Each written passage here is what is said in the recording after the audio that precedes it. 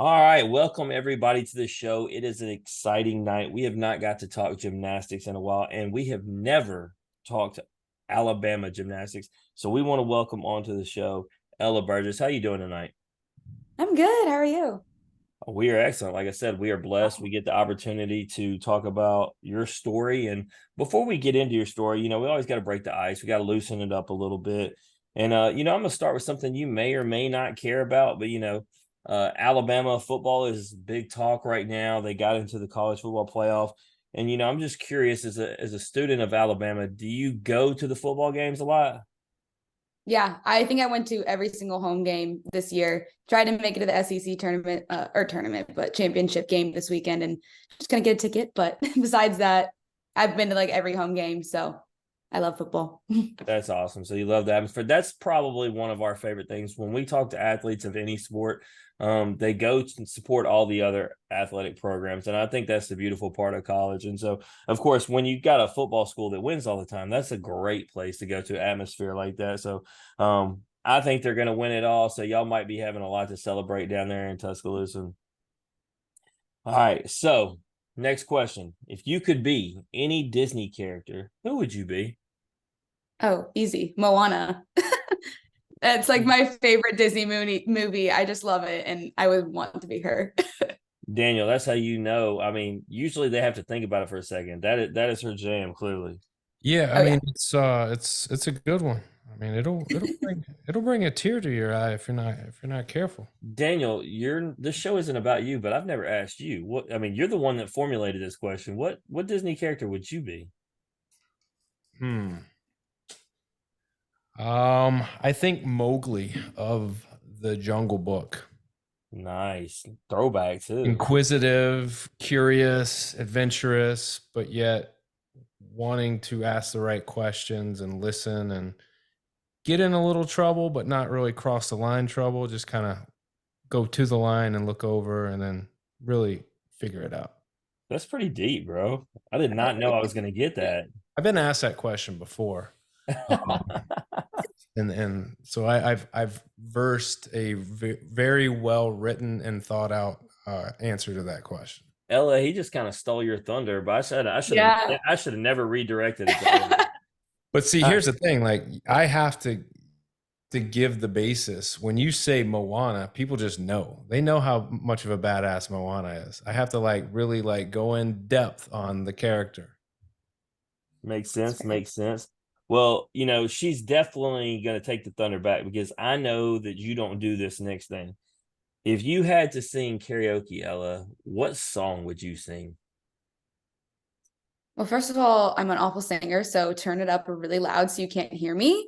Um, I feel like for karaoke, I like a chill vibe. So probably Maroon 5, She Will Be Loved. I feel like that song just it'll get you in a good vibe, but like everybody can sing along and you won't hear my voice as much, which would That be better. that is the smart answer. We've had multiple other guests that say the same thing. If you can't sing, when in doubt, find something that everybody else knows.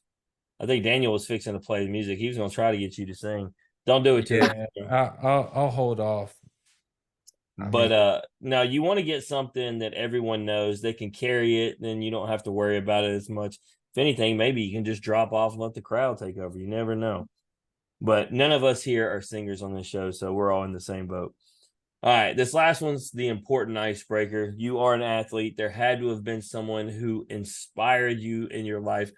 Who is or not greatest, who is your favorite athlete of all time? sorry. Favorite athlete of all time. I think growing up, I was just all gymnastics. So Shawn Johnson, she was an Olympian, and I really looked up to her my whole life just as an athlete. But I think as I've gotten older, I really like Kobe and Michael Jordan, which are probably simple answers, but I watched so many other documentaries and just their shows and stuff, and their skills are very transferable to different sports. So yeah, I think them. It's maybe a simple answer, but it's the right answer. Kobe is unanimously the answer most have given on this. It's the mentality. It's to the want to win. It's the, building up the other teammates. And then, on the back stretch, the daughter and the father thing. It's just a lot of parts to unpack about that. And then obviously we're older, so Jordan was more our time in his greatness. But, it's simple, but it's the right answer in my opinion. Yeah. You cannot go wrong. Anytime you throw the name Jordan out or Kobe, it's very clear, like, we know what kind of headspace you're in. And if you're an athlete, we definitely know the type of athlete you are. But you know that you're somebody when you just mention them by first or last name only, and people are like, yep, I know them. I know them. So, all right, Ella, let's get into the interview portion of this. Obviously, when we start with any athlete, we start from the beginning. So let's go back. Tell our listeners about where you're from and your hometown. Yeah, so I'm from Ponte Vedra Beach, Florida. It's kind of right outside of Jacksonville. It's really small, but that's been my home my whole entire life, born and raised. Jim, you know where that's at, right? Yeah, absolutely. I was stationed in Jacksonville for 3 years. It's a lot nicer than the beach of where I was at. Yeah, it's super nice there. But So growing up there, tell me about family life, home life. You got mom, dad, brothers, sisters. yeah, so my mom and dad grew up with them, and then I have an older brother. He just turned 23 this year. So we always had that brother-sister relationship growing up. And then a few years ago, I now have a stepmom and a stepsister in my family too. She's younger. She just turned 13 this year. So expanded our family a little bit. So what's that transition like? So obviously, talk and get as deep as you're comfortable getting, but transitioning to a blended family, it's got to be different, especially as you get older. And I say that because, my wife, when she got into college, her parents divorced, so it was a little bit different of a dynamic as opposed to being a kid. So from your experience, how did that change you? I mean, did it change you, or were you just kind of like, all right, well? Yeah. I mean, I think I owe a lot of my independency to that. I think within like that time in my parents' relationship, I just really became independent, but in a good way, and used it and funneled it into my gymnastics. So I think that, I mean, everything happens for a reason, and it did. And now I have an amazing stepmom too. So I just have a great little family and support system that loves me, and I love all of them. So yeah. It's great because, I mean, given the gymnastics part of it, it's a lot of flying around, a lot of dynamic movement.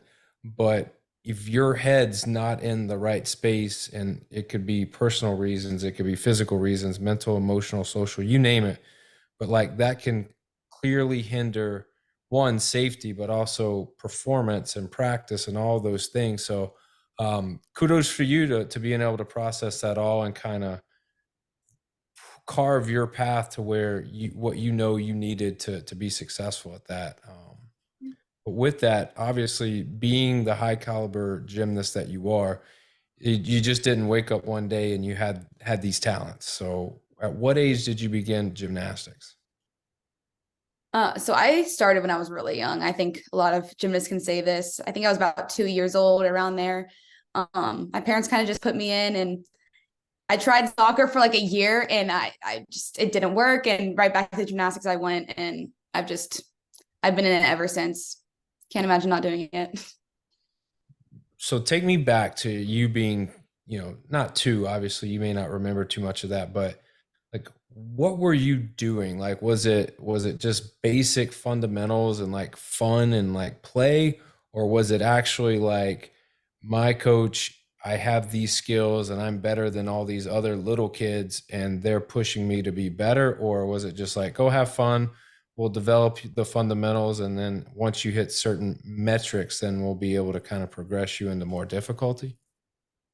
Yeah, I mean, growing up for like those younger ages, it's really just about fun and loving the sport and enjoying it. And also I met some of my best friends at that time, like just through gymnastics. So that kind of was how it started. And then obviously once you get older, things get a little bit tougher, and you have to make difficult decisions and sacrifices and everything in order to get to be the best. So Yeah. Yeah. My daughter's 6 and she's been doing gymnastics since she was about 2. And I have to catch myself, by just going, hey, this is still supposed to be fun for her. Even when she's like zoned out and she's not paying attention and she's kind of doing what the coach is asking, but more so in a playful way.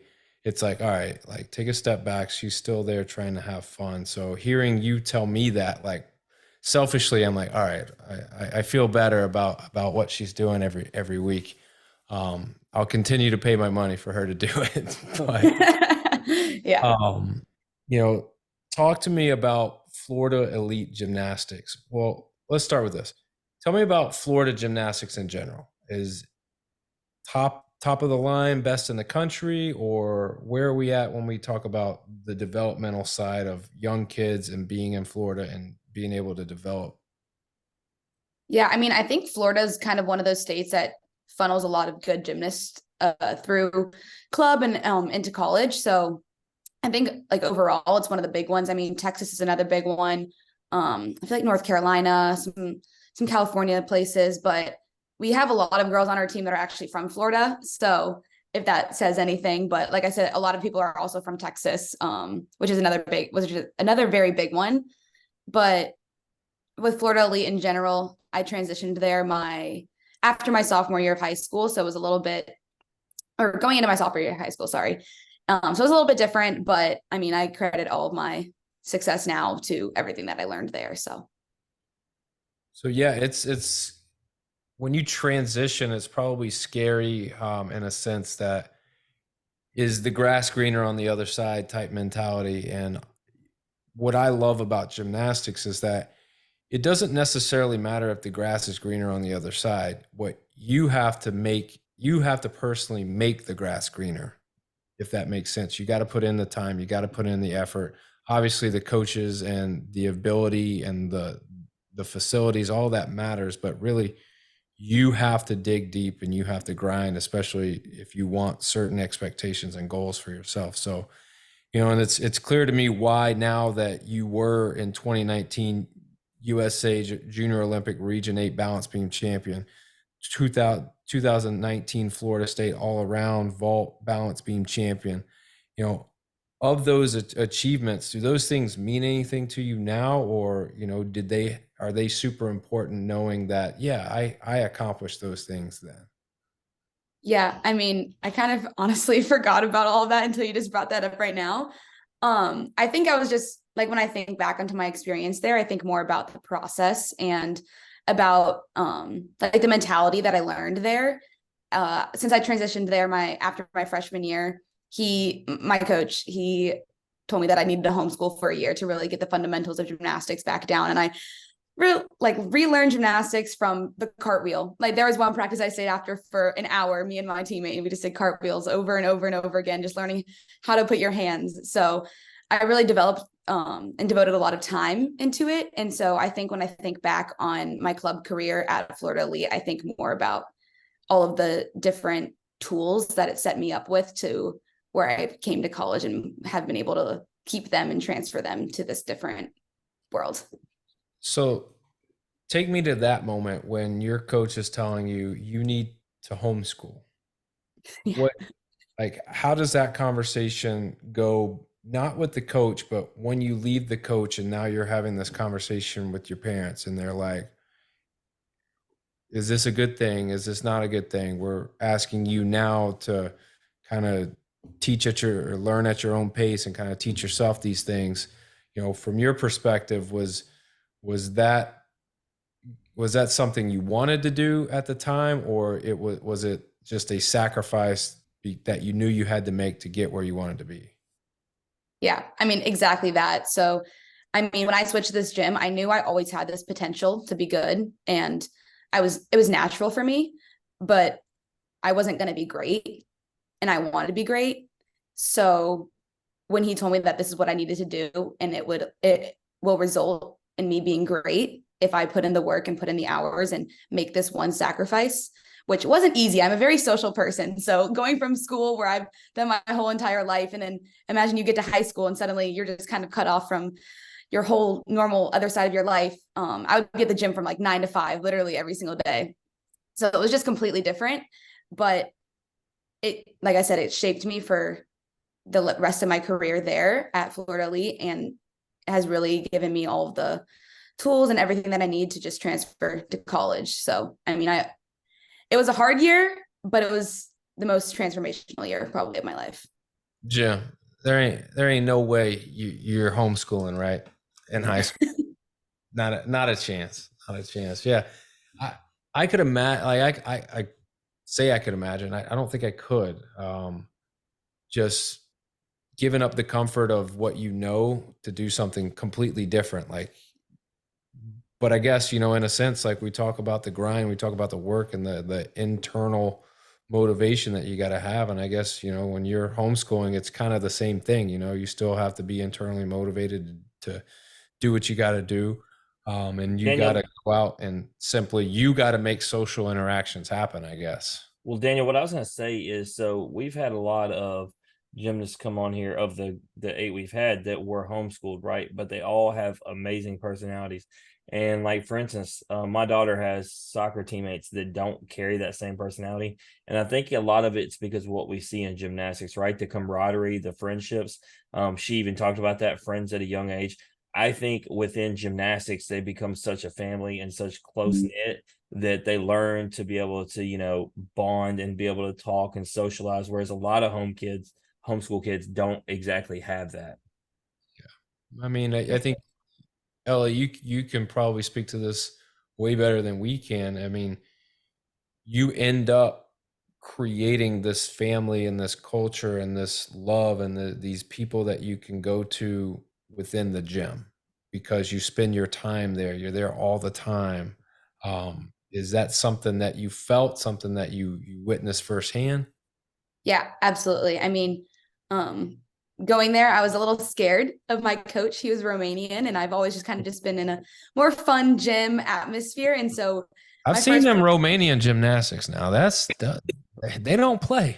Oh, he didn't play, but so my first impression of him, I was just a little scared, but he ended up he just cares so much about his athletes, and he really like dove into me as a person, not just as an athlete. And now I could literally say he's like my second dad. Every time I go home, I make it a priority to go and see him, even if the gym's not open. I mean, he's like a second dad to me. And like with the teammates there as well, I don't know if you know, but Lily Hudson on my team, me and her are both from Florida Elite. And so when I first got there, she's been homeschooling for years at this point. And it was me coming from all my social and just normal lifestyle, basically, from not being homeschooled.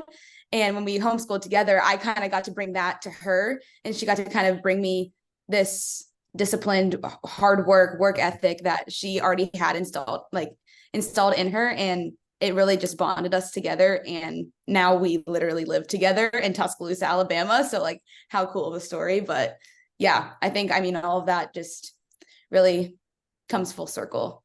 But. Yeah, I mean, you obviously you got to have your people for the good, the bad, the ugly, and everything in between. But clearly, whatever you were doing during the homeschool, during the devotion to gymnastics, it was working.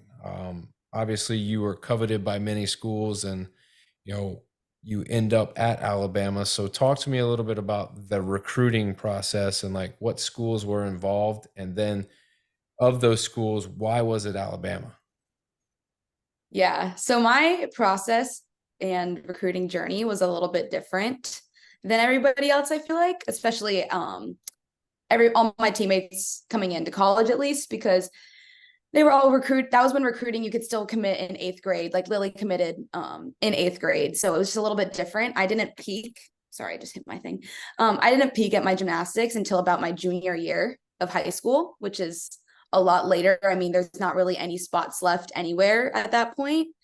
And I just loved gymnastics. And I knew that I wanted to do it in college. That's always been my goal. If you saw my room as a kid, I think I had like all of these posters just like up on my wall. Maybe they were crooked. But I had them all up on my wall, and I would just look at them every day. It'd be college and just all these different gymnasts and stuff that I looked up to. So I knew that was something that I always wanted to do. But the later it came in my high school career, the less I thought it was going to happen, just because of all of those external factors that kind of played a role. But I ended up, like I said, kind of peaking my junior year.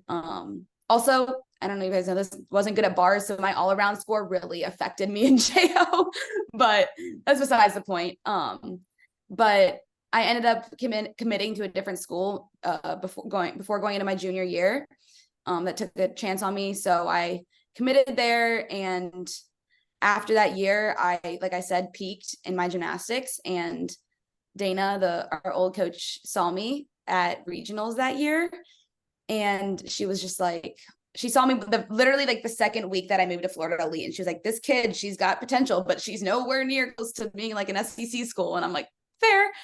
But she sees me again at regionals 2.5 years later, and she's like, oh my gosh, she has made so much progress. So I ended up coming to camp here, just seeing the campus, showing them my gymnastics at a gymnastics camp going into my senior year. And they offered me there, and on the spot, I was like, yes, it's everything I've dreamed of and more. So committed, came here, decided, she asked me if I could come early. So I actually had a 5-month turnaround period to finish high school and come to college. And I absolutely did. And it was the best decision ever. So that's crazy.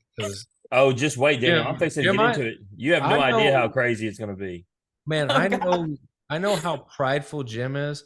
If that school would have came back to Jim a second time after telling him he was a hot mess, he would have been like, "No, thanks, but no thanks. Y'all can kick rocks." I just know in her story she talked about the posters, and I got Kaya and KJ Johnson on my wall. I'm still aspiring to be a gymnast. The problem is, unless we're doing pull-ups on those bars or walking very slowly across that beam, I'm not going to make it. And I don't even know that I can walk across the beam without falling off. So, yeah, my time has passed. But, right where you said is where I wanted to get into. Daniel, we talk about it. I haven't counted. We're somewhere in the ballpark of 300 athletes we've had on here, 16 different sports. And I can't say that I ever remember one that they get to campus, you get there going into the spring semester, and you're not even there 2 weeks, Daniel. Think about this. You want to talk about pressure. She's not even there 2 weeks after arriving, and there she is on vault and balance beam at Auburn competing. Talk about how, you've got to be intimidated. Do not tell me that you came in there just ready, because there's no way. No, first of all, such an incredible experience. I wouldn't have changed it for anything. I did come in and COVID happened, so that I would have changed. But besides that, like, that team was just an amazing first team to be a part of. But yeah, the pressure of that was pretty crazy, but it made it a little bit better that I had my teammate Louisa to do it with. Me and her both came in together. So we kind of leaned on each other a lot, and we're just like, we got this, we can do it. But yeah, I competed vault, went pretty well, super excited, went over to beam, wasn't a great time. I had a rough meet, but I think it's funny to think of that's how my beam career started, and it's how it's turned into being like my best and favorite event. So I think it's a cool story. I've just been to those events in person, a bunch of them now, and I just couldn't imagine, especially some of those are so packed out in those SEC matchups. And yeah, like you said, it is a COVID year, so I don't know what it was. So I guess let me ask that. Was that when it was officially like nobody could be there, or was that when it was still full? My freshman year? Yeah, when you came in and competed that first one at Auburn. So that was before COVID. So it was a packed house. Yeah, it was packed. We came there and we competed in a packed house at Auburn, first meet.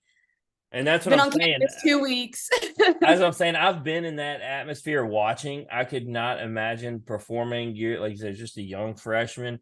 You haven't been there 2 weeks. You've hardly got to practice with the team, and here you are. But you went out there and did it, and that's amazing. Competed on the vault 9 times and in the beam 7 times, and you're in a COVID shortened season. Just starting off with that original story, I'm going to assume yes, but, did your freshman year, did it meet or even possibly exceed your expectations you ever had coming in? Oh, it exceeded every expectation possible. I mean, at that point, I gained, I think, how many people on our team at that point? Maybe like 18. So I gained just all these sisters and everybody that was working towards the same goal. And that was the first time I've ever been a part of something like that in my entire life. And I mean, because I came from a smaller gym, so it was never like that. And I mean, I dreamed of being in the SEC since I think I knew what it meant. Mhm. I grew up going to SEC meets every weekend. And I don't know, I love that it ended up being Alabama. And I don't know, that meet exceeded everything. So did that season. We were on track for a great finish to the season. So I think that was a great way to start my career.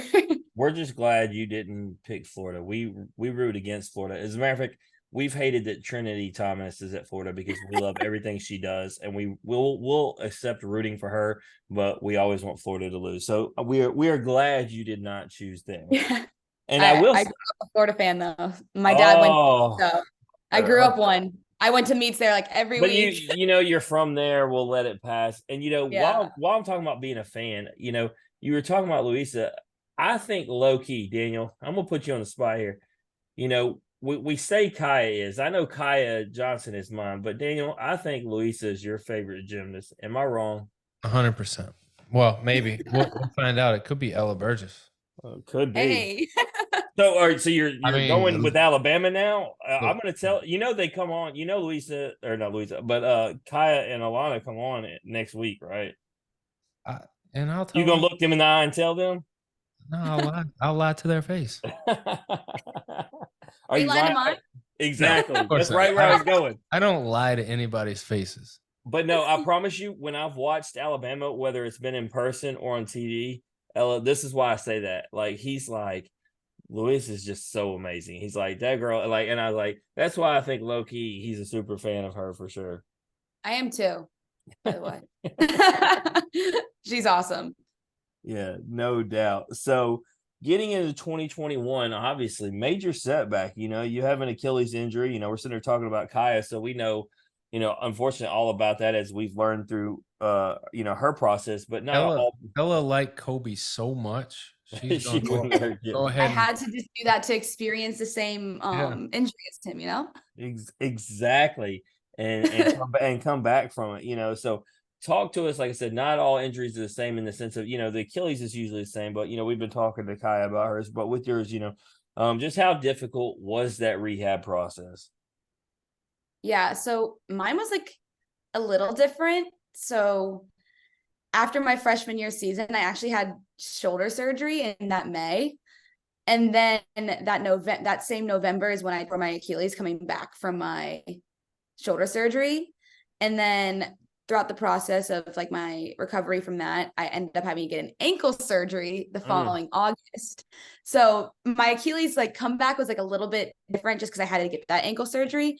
But I mean, Achilles injuries makes you really take in everything and be thankful for small things like walking and being able to just put pressure on your foot and get down the stairs and drive a car, because I tore my right one, so I couldn't even drive a car for a couple months. And it just really makes you appreciate the smaller things. And I don't know, yes, that year wasn't amazing for me gymnastics wise, but I think I needed that year to grow into like a different person and a different leader and just be that person for my team that I think they needed in that point. And so, no, I didn't compete at all when we won our SEC championship, but I feel like I owned my role that year and was what filled in the gap on the team that was needed as, just a leader and a loud voice in the stands and somebody that could just calm somebody down. And I was always available because I wasn't having to focus on gymnastics. So I think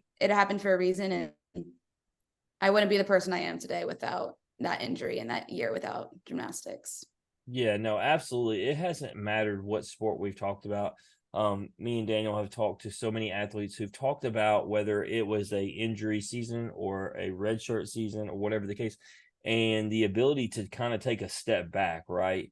And you don't really get to do that, right? Especially with you, right? You were thrown right into the fire, but an opportunity to just kind of step back, watch it all play out, and like you said, be a part of the team and not necessarily have the same stress you normally would. And it's amazing what you can learn. Like, even though you're not actively competing out there, like you said, you're learning different things about yourself. You're learning different things about gymnastics, about being a teammate, and all these different things. So it's one of those things. It's about how you look at it, right? Like, you had 3 injuries. You could have said, you know what, maybe it's time to hang it up. Clearly, I've got all these injuries. It's going to be a lot to come back from. No, you embraced your role. You took it in. You learned from it. And so, shout out to you, because that would ultimately lean into the next year. And clearly the coaches saw exactly what you were just talking about. You were named team captain alongside Emily Gaskins. Just how much did it mean to you to have that honor to be named captain? Yeah, it makes me like emotional thinking about it. But I remember that the day that it was announced in our gym, it was like before practice, and we all voted or whatever, and they told us, and they were like, Emily, and we had a bunch of seniors on the team at that point, and then heard them say my name, and I was a junior at that point, and I was like, what?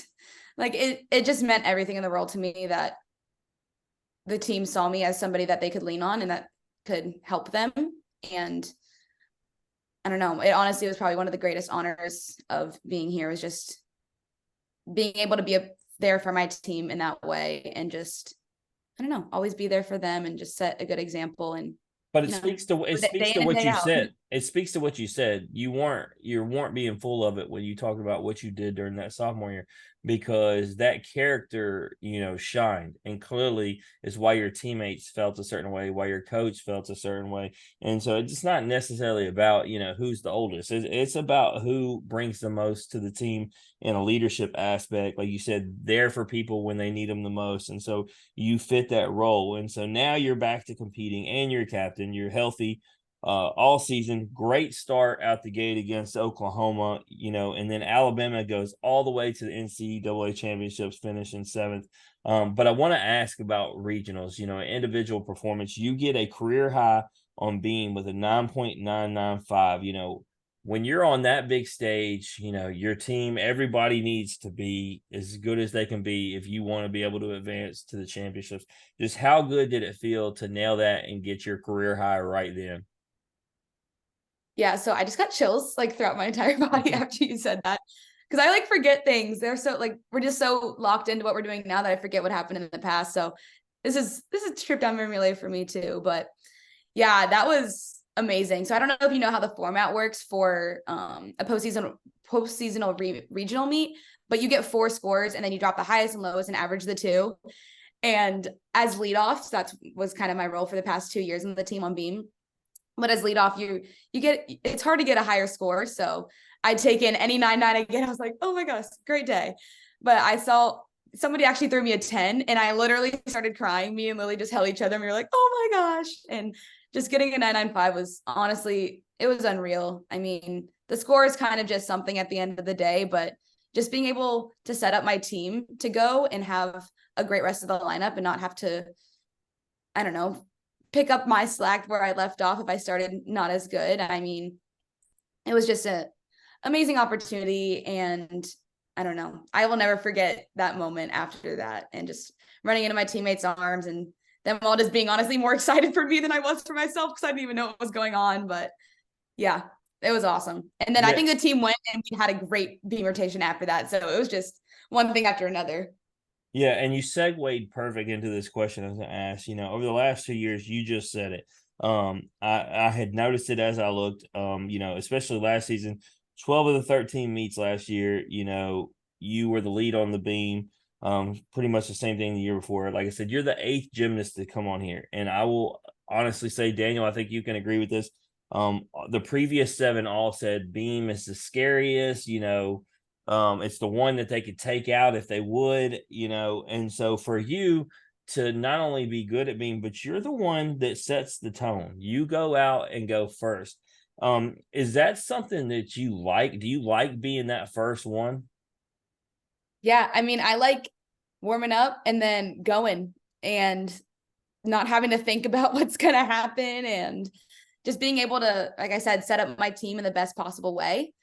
But yeah, I like it. Nothing wrong with it. What's the warm up process like?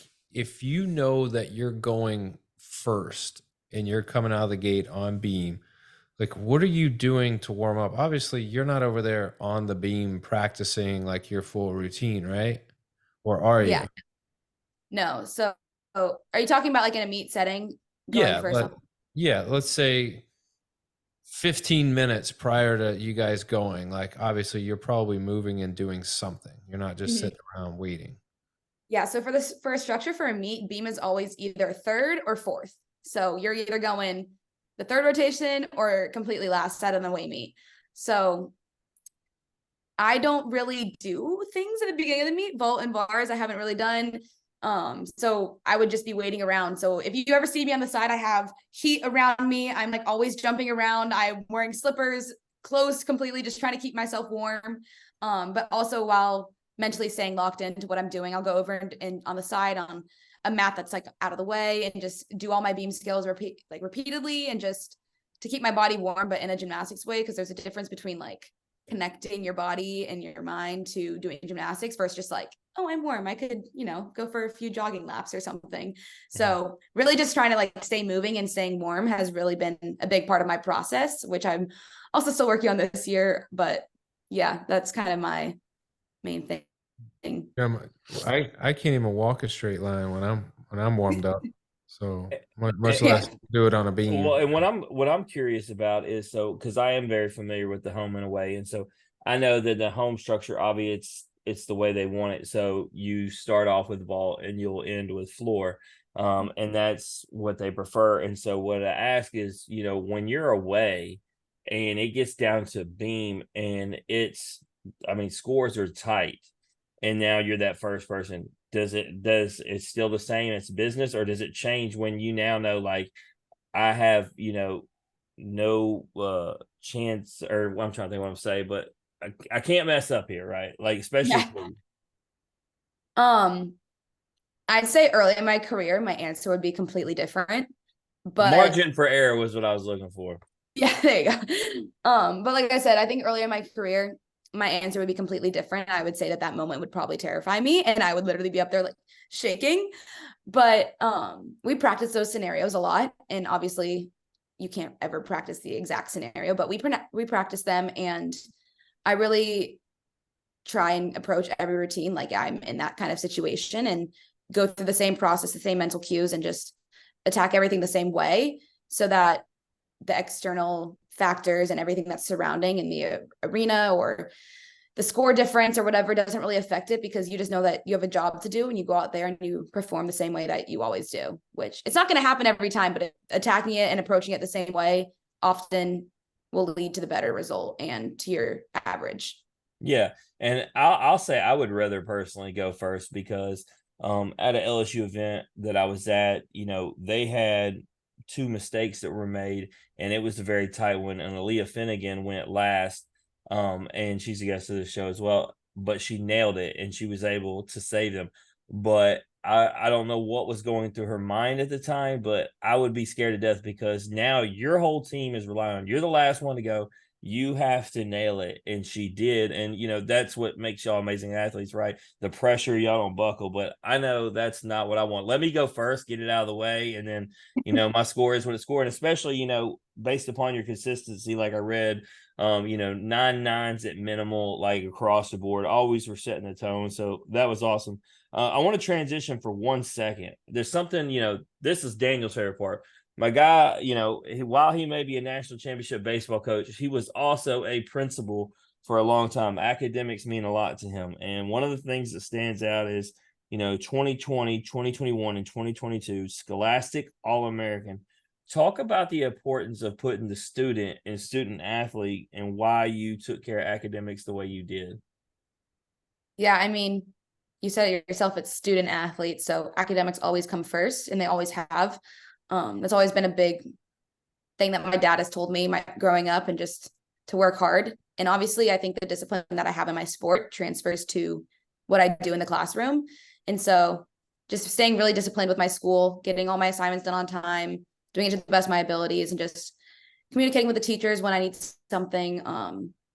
But yeah, academics has always been super important to me. So I think that was something that I wanted to get out of this university too here, not just my collegiate experience with gymnastics, but a good education that'll set me up for what I want to do after this. Well, shout out to you for having that mentality. Shout out to your dad for pouring that into you, because I'm going to tell you that whole student athlete thing. Daniel, how many guys or girls we had come on here and talk about they had study hall because they were failing a class? A bunch. I'm not throwing out any names, but I will tell you most of them go to Ole Miss. So It there's isn't that. just Ole Miss, but they do have the highest percentage. There's no doubt. We've had to postpone shows and reschedule folks because they all of a sudden had study hall they had to attend. So it's nice and it's refreshing to hear you take everything as seriously as you should, because it's something like, when you look back on this time, it's something that not everybody has the opportunity to do. Not everybody is blessed to have the skills, and so showing people that you're not wasting it, like, that means something to people. Yeah, absolutely. Yeah, so let's get into this year. Super senior. I seen the post. There's 4 of y'all. I love it. And I think that's only going to give y'all a better chance, because not only do y'all have that experience in general, none of the super seniors are. Let's put it away. Y'all are amazing superstars. So, Alabama is going to be a force to be reckoned with. Y'all have accomplished a lot, even though you said you were hurt that year. SEC championship. A lot of individual accomplishments, especially overcoming adversity and coming back from injury. We talk about what you get done in the classroom, but you come to Bama for one reason. You come to Bama to win a national championship. So talk to me about, we're right around the corner. Talk to me about through this fall and winter, how you feel about the team, and just, the vibe of the team through everything y'all been going through to get ready for this upcoming season. Yeah. I mean, yeah, you guys got to watch out for Bama this year. That's the first thing I'm going to say. But there's just something different about this team 50. We've really we didn't end last year the way that we wanted to or would have predicted. And I think a lot of teams could say that, but for us, we took it kind of personal, and we knew what went wrong, and we have done everything in our power to fix it this year. And our team is closer than any team I've ever been a part of. And this is my 5th team. So that says something. There's also just an in the gym want and need to get better every single day and to make each other better. And I think that just us building off of each other and having great energy and just coming in ready to work every single day has really paid off so far. And we have a lot of depth on every event, with a lot of great depth at that too. And I don't know, we're ready to come in hot, and we have our first thing this upcoming Friday, Crimson and White, which is our first showcase. So that'll be a good first look for people to get to see us and in the arena and everything. So yeah. Yeah, absolutely. We're not just some casuals. We it's not just interviewing the guests. We've looked into this. I think Florida takes a step back. They obviously, you had Savannah transfer to LSU. You have Trinity that's gone. You look at what Bama and LSU have. I know Arkansas is going to, be pretty solid, but I think this is a race between Alabama and LSU. And I'm going to be there for that meet when y'all come to town. And I expect 14,000 sold out at the PMAC, and I expect best on best. I just really look forward to what you two bring in. Obviously, regardless of who wins the SEC, I think both of y'all could ultimately obviously end up in that final championship. But, give me, outside of, we talked about Louisa, and remember, we have a lot of listeners, so they may not know what me and Daniel know. Give me a few gymnasts. I know you could name your whole team. You love them all. But just name a few to look for in a certain event, that if they're gonna watch Alabama gymnastics, whether on TV or they're gonna go in person, who they should really look for. Is just, it's must see TV. Yeah. I mean, like you said, I could name literally every single person on our team. We are a team, and we're all going through this together and making these strides, and ultimately going for a national championship, because we're more than capable of being on that floor. But I don't know, I'm really excited about our freshmen coming in. It's always fun having new faces on the team. Chloe is awesome on all events. Jameson's a little rock star. Gabby Ladany, she's also just awesome. So looking out for the freshmen will be super exciting, and you can look on them for any event. They all train all around. And then I think just in general, my class, the super seniors, they're awesome. Seniors are stepping up. Look, I think Cameron Machado, she's one that you can be on the lookout. She's a senior. She has beautiful bars, and her beam and floor are also super competitive and just elegant. And I think that she's very underrated. So her, and then I mean, obviously Lily, my roommate, but also Is she Corinne more was- elegant than Ella? She can't be. yes. She has a different kind of elegance. Her triple, like her wolf turn things on the floor, could never do them if I tried. But I think somebody that hasn't competed in past years that is going to be pushing lineups and makes our team better, and also just is having a breakout year so far, just with what I've seen in the gym, is Corinne Benoggin. She's a junior on the team, so I think look out for her and just what she brings to this team. But like I said, everybody on this team is absolutely amazing. We have great returners from the sophomore to super senior class, and then a great addition with 3 new freshmen and a transfer from Pitt also joined. So it's been super awesome. And I just think that literally I could name our whole team. Like I know y'all could, and I know y'all could. I'm But so excited. Daniel, what I loved, we talked about her leadership. She went to the freshmen first. That's not something you typically hear. Like, she just really showed us her character. Would you not agree? Yeah, I mean, and not only that, she gave us not just names, she told us why. Why this person, why that person, what they bring. And those are all traits of a leader. Like, we are in the presence of leadership at its finest right now. Thank you. So you use the word super a lot, and that's perfect because, I looked at the way the schedule opens, and, the Super 16 in Vegas on January 6th.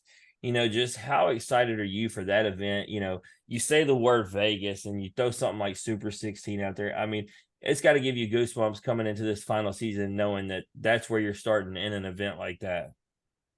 Yeah, I'm super excited. I mean, I think it's going to be a rival meet, and we are just ready to come in hot. Like, we're not taking time to adjust and get ready. Like, we're ready to start this and set the standard from that very first meet, the very first event, very first routine. And I think that, I don't know, just going to Vegas with I think there's 16 teams there, is going to be just a super great opportunity to also just see other people and get to connect with them, as well as just get out in for a quad meet, and which prepares you anyways for postseason. So just getting to start in that environment can only set us up for great things to come after that, and just experience for people who might not have experienced a quad meet like that yet, because I don't know. They're usually the dual meets, which are way different than the quad meets, but that's crazy. I can't wait to see where, or what it's going to be on TV. I assume something like that should be on like ESPN. I shouldn't have to do the ESPN Plus, but even so, we have it. I'm going to be locked in. Obviously, like I said, I'm going to be there to watch y'all in Baton Rouge, but I got even more excited. Kaya and me, I mean, we're like family, and I was showing her my schedule, and she saw that I was going to be in Baton Rouge for Florida at LSU baseball. And she said, would you mind missing one of those games? And I said, why? She said, on that Saturday, believe it or not, the SEC Championships is in New Orleans. And she knows that's my city on top of that. And I said, Kaya, you just told me championships, New Orleans. Like, yeah, I'll leave the baseball. I'll miss a baseball game to be there. So I don't get to just see 2 teams competing. I get to see all the best going best on best in my city. So yeah, I'm absolutely down. So I'll get to see you guys twice. And I'm excited because and hopefully Daniel, can you make it to New Orleans for the SEC Championships? Tell me you can do this.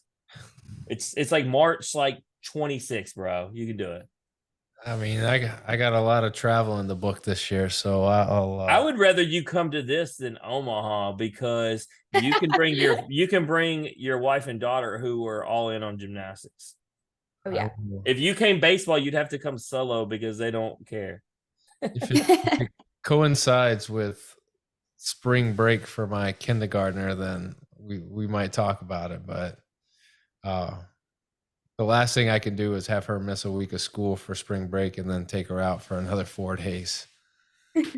Sacrifices. I mean, I take my son out of school like every Friday to take him. I'm waiting for her to get really good. That way I can just homeschool her like Ella. And then we have plenty of time for gymnastics. The real question will be, Ella, so with all the traveling I do for sports, I take my 11-year-old son with me everywhere. It's one of the coolest fatherly things. And Daniel, I bring it up because he's now in middle school, and the teachers I was real tight with. Elementary is a little less serious, and then one of the things is my son's into science on top of baseball, so we would go to baseball games, but we, no matter what city we were in, we'd hit a science museum and we'd send him to his teacher, and his teacher was really into science.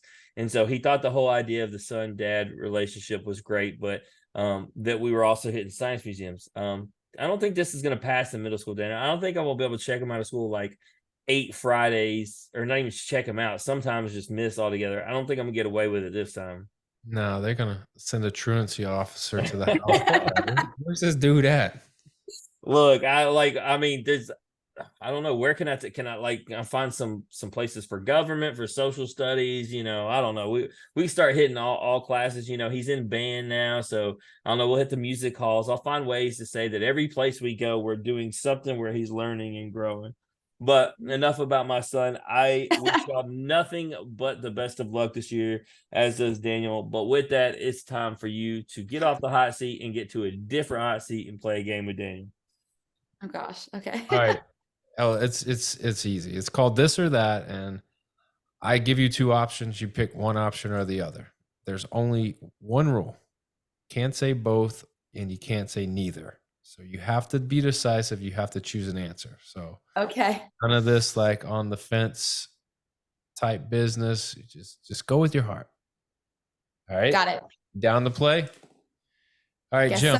so. Who is bringing us this or that tonight? Tonight, it is the athletic collection. Alabama is one of the teams that they have. Ella may have a poster. I haven't looked. But you can get a poster of your favorite athlete from different sports. Part of the money of these posters goes to the athletes through NIL, so it's great. Obviously, anybody watching can see all the LSU baseball behind me, but if you go wall to wall, it's different sports, different colleges. Obviously, got to have LSU behind me. But yes, you can even have Alabama athletics. And our favorite part, most of all, Daniel, is it helps these athletes through NIL, which is a big thing that we're trying to do. I got an idea. This is a great idea. Jim, you figure out a way to go see Ella. You get an Ella Burgess athletic collection poster, and you take it to the meet, and she signs it for you. It's very simple. Very simple. I mean, like, if you are getting this poster, why not? That's the way to go. So, Ella, I hope that you get a poster here soon. That way, people will be hounding you at the meets for your autograph. So practice up on your signature. So get it looking right, and you'll be good to go. But with that, let's hop into the game. First question out of the gate: would you rather watch a movie or a TV show? TV show. What is your favorite show? And I say TV, but it could be like a Netflix show, just like a binge-worthy show. Like what's your go-to right now? Survivor. Yes. Are you watching this season?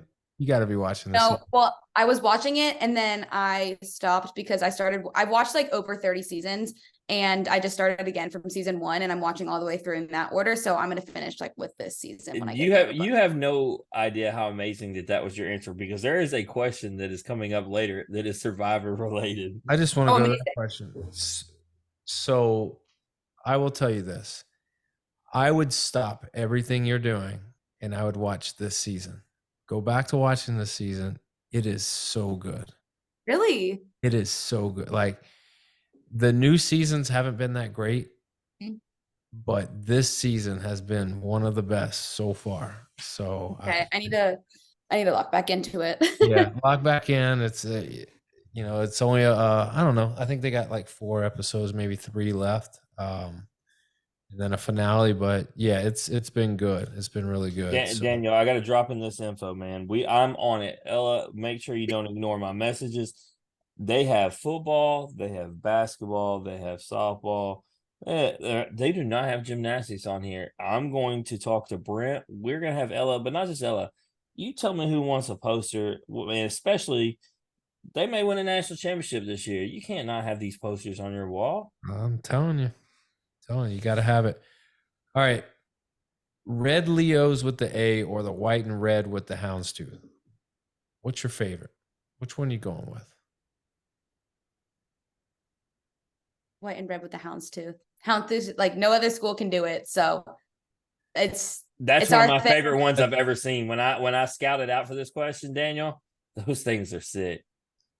I mean, and she's right. Like when you see that pattern, you automatically think Alabama. You just do. Nobody else has that. So would you rather have a massive yacht or a private jet?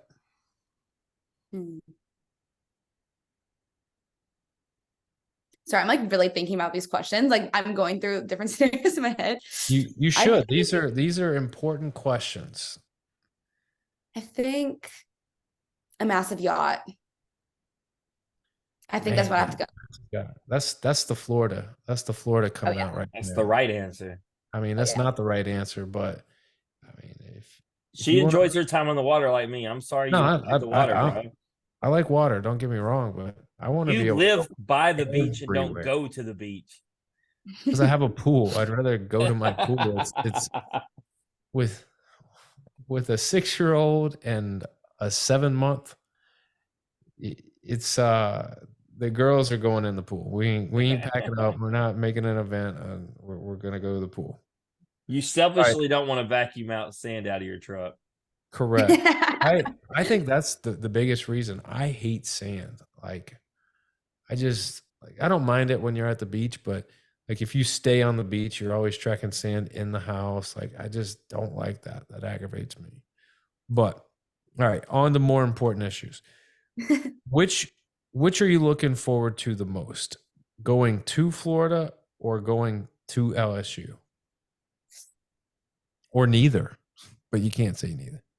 I think I'm gonna have to go with Florida because in my career we've never beat Florida at Florida, and we've been really close both times, but haven't actually capped that off. But we had LSU, so I think I'm really excited for both. Those are my two favorite away meets usually. They got you last year in your house. Is there a place that you hold on, Daniel? I got. Did you catch that? They beat them by the smallest margin. She ain't lying. Yeah. Is there another place that you would look forward to going other than those two? Or I mean, we go to Auburn this year, so that's always a really fun one. I mean, a rival meet in the arena, so that's another big one that I really enjoy going to. But yeah, I feel like those are probably my big three for away meets, but I'm actually really excited for all of them. They all have different opportunities in them in different ways that we can just come together as a team. And, the actual wildest meet I've been to was actually when Auburn came to LSU when Suni Lee first performed, and, everybody wanted to see her. And then it was a top 10 showdown and LSU won. And so it was pretty electric, but when you get someone fresh off winning gold medals, that'll get the crowd hyped. Yeah. For sure. I was going to ask if you watch Big Brother or Survivor, but it's clear you watch Survivor. You're a big fan. Big fan. All right. So if your team played the game of Survivor, who would win? We're talking about, I mean, physical, she knows the mental, game, social, the whole thing. Like, who has the best shot of winning? Like, not to toot my own horn, but I think I would win. Like I watch the game a lot, so I think out of anybody on my team, I don't think any of them would really want to brace the environmental aspects as much. But I'm going to play it. I'm going to go on the show. It's going to happen, and when it happens, you guys can remember this conversation. He's going on the show. You heard it, Daniel. Man, it's going to happen. I just have to get casted. If we submit your video, put the application in, do what you got to do. Jeff, if you listen to this podcast, I'm telling you, Ella is ready. Daniel, if we have a guest on that ends up with Survivor, he was going to ask that question. Do you watch Big Brother or have you? I've watched one season. Did you watch this season? No, I watched like an old random one with Dr. Will and. You watched the first season? Yeah, I think it might have been the first. Yeah, or no, but because it was his second he like played again. He Oh, he got played All called back. Stars. All Stars, gotcha. Yeah, it was the All-Star season. That's what I watched. It was awesome. The reason why I But- asked you is we actually have an upcoming guest who just finished second in Big Brother, and it's because we're not losing track of what we do here. He actually is on there. He's actually an LSU swimmer. He actually is also Wow. partially deaf and a gold medal winner. And so when I saw he was an LSU athlete and then he was my favorite person on the show, went ahead and hit him with a DM and asked if he wanted to come on. And he said, yeah. And then I started telling everybody, they're like, you got the dude from Big Brother on? I was like, it just so happens he's an LSU athlete. It worked out perfect. That's awesome. I love that. But no, I haven't really watched it, but I should. Now we Should need give it somebody a- from Survivor, Daniel, and it's got to be Ella. She's got to compete. We got to bring her back. Go ahead and get the application in. Let's get this done. Daniel's Wow. putting in his applications. What if y'all end up on the same season? I mean, Are y'all gonna be an Fine. alliance? Are you gonna be an alliance? We can align. well, We can align. yeah, for sure. I'm going almost to the final with Ella because I know like if she's in the final with me, ain't nobody voting for me. Ain't nobody voting for me. They be like, why am I voting for his old ass? We got her. We're voting for You her. gotta put that whole you got kids to take care of. She don't. They would still vote for her. They wouldn't feel sorry for me. All right, last question. Would you rather win $10 million or a national championship? Let me just set the stage for you. I walk in, I got a suitcase, and it's full of crispy mint Benjamin Franklin's, and it's just a massive amount of $100 bills up to the sum of 10 million. I go, Ella, you can have this suitcase of $10 million, or I give you this ring and this banner and this trophy, and I grant you a national championship. Which would you choose? Well, national championship, but when we earn one. Well, no, yeah, we'll make yes, I'm giving Yeah, all national this, but championship any day. have earned it. Yes, national championship any day. I mean, money comes and goes. These memories with this team will never come back. So 10 million does not just come and go, Ella. I mean, it will later on in life. Maybe not 10 million, but money will. But this experience with Team 50 and my sisters, nothing could ever replace it. do So you I would take that. realize you would have to win Survivor 10 times to win I would play $10 it. million? I would play it 10 times.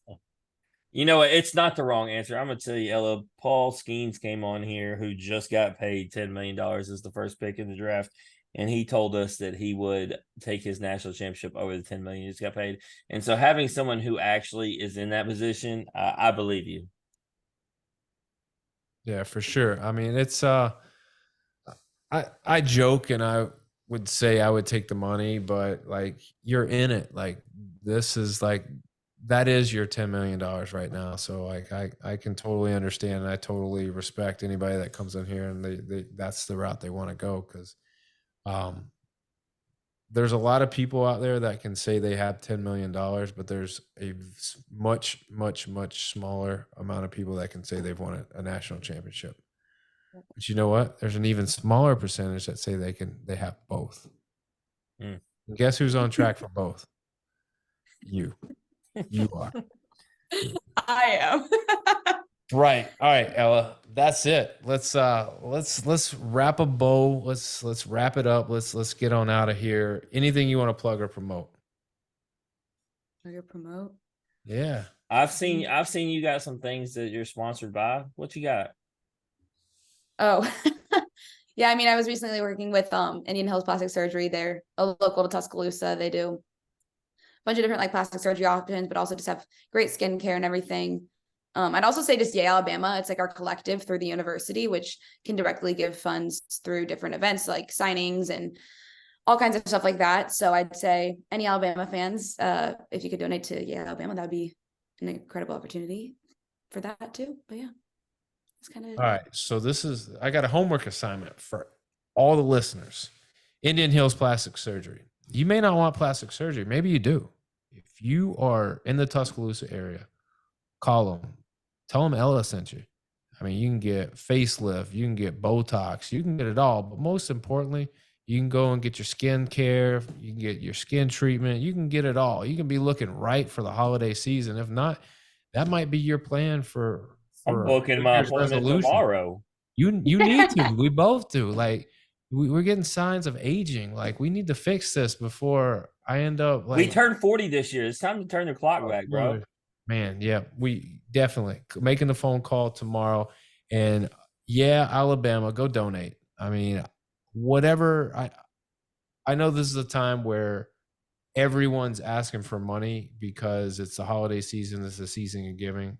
But I can't think of a better way to donate to the Alabama Fund to help out the college, help out the athletes. Just, it's for a good cause. And if you want to know more about Ella, because this story has been about her, going over to IG, Ella R. Burgess, or if you want to know what Alabama Gym is up to, going over to IG, Bama Gymnastics, you'll see highlights, you'll see scores, you'll see updates, you'll see highlight videos, hype videos, you'll see it all. I can't, wait for the season to start. Obviously, Vegas is We're weeks 1 month away. away, dude. We're I'm, 1 month.